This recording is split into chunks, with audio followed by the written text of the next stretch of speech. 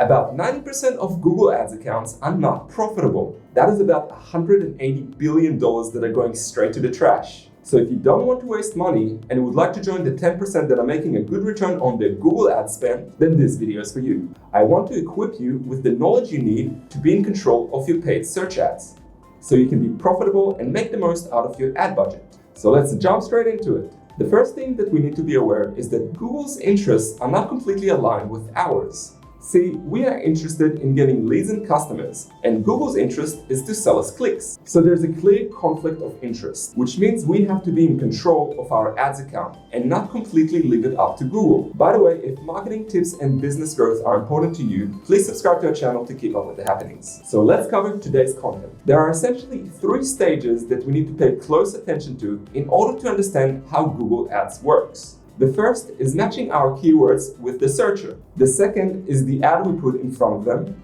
And the third is the landing page we're sending traffic to. We'll go through each one in a little more detail and then go through some of the mistakes we should be avoiding. In the first stage, our goal is to rank for the keywords our customers are using in Google search, doing our best to put our ads in front of leads that have a better chance of clicking on them and converting into a paying customer, which we will cover in a sec. We also want to make sure that we're not paying too much for each click, because there's a good chance we will get overcharged if we don't set our bidding strategy the right way. The second stage is also super important, and it's getting our ad content right. And the most important rule is to make it look the biggest.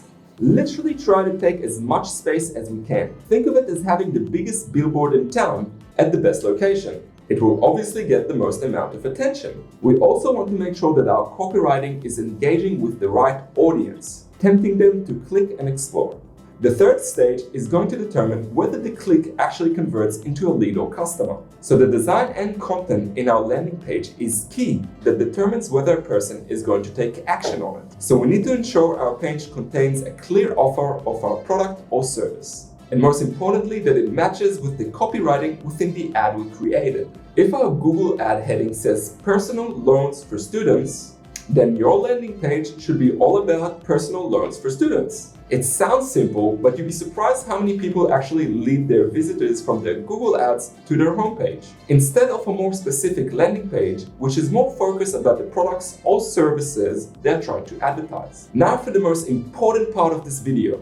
Let's talk about the common Google ad mistakes. Let's start with an easy one, which is selecting both search network and display network targeting. Choosing both options can lead to a waste of money, since display network clicks are notoriously known for having less conversion rates in comparison to search. So when creating a search campaign, select only the search network and uncheck the default search partners and display network choices. This mistake is probably the most popular, and it's not testing bidding strategies. But I can understand that it actually takes a lot of time to set these campaigns. And most ad managers are too time poor to get everything right. Anyway, my preferred bid strategy is manual cost per click, or CPC, which basically allows me to set how much money I pay for each click from the words I'm trying to promote for. If you actually go with Google Ads recommendations, you might find yourself overpaying for clicks, which in some situations can cost you over $60 just for one click. Manual CPC offers more control in the long term, while enhanced CPC and maximize clicks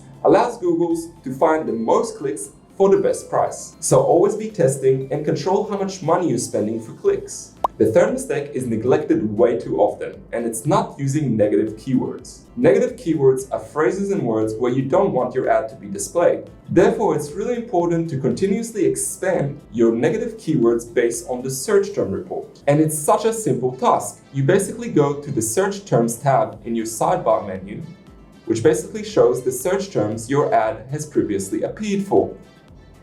Explore which terms you don't want your ad to show for anymore, and add them to your negative keyword list. Do this on a regular basis, because even if your keywords are set to exact match, Google will still try to continuously introduce new terms to show your ad to, so you want to keep it under control.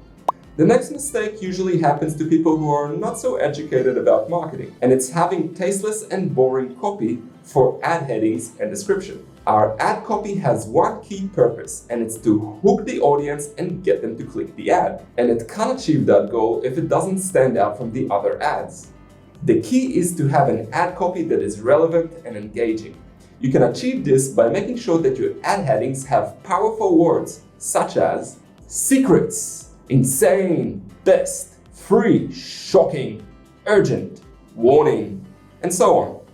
And in the description, we should focus on the benefits of our service or product rather on its features. People want to hear about what you can do for them, so talk about the benefits. Finally, you should also include a call to action in your heading or description, such as buy now or get it for free.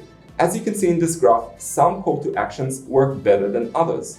And finally, don't forget to be testing different copy variations and utilize all the heading and description variation fields when creating your ad. This is probably the easiest mistake to fix, which is not using all the ad extensions. As discussed previously, the secret is to get the most ad real estate as possible.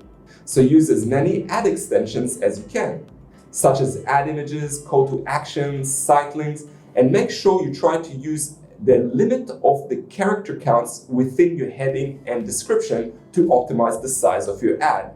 The last mistake could mean the difference between getting leads and not getting leads, as it all comes down to your landing page. And if you don't have a powerful landing page, all the mistakes we just worked on mean nothing.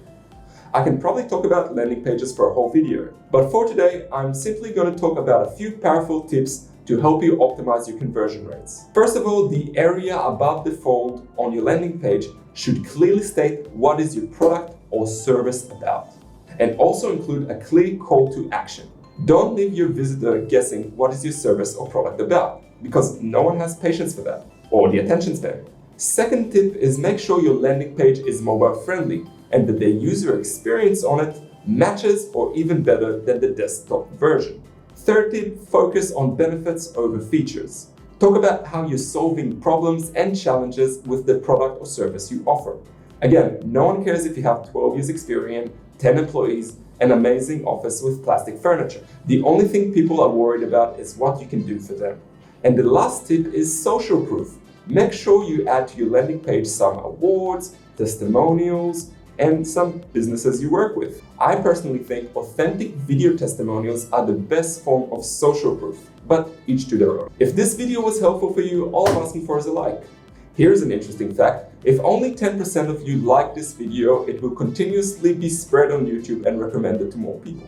Anyway, this is all for today, and thanks for watching until the end.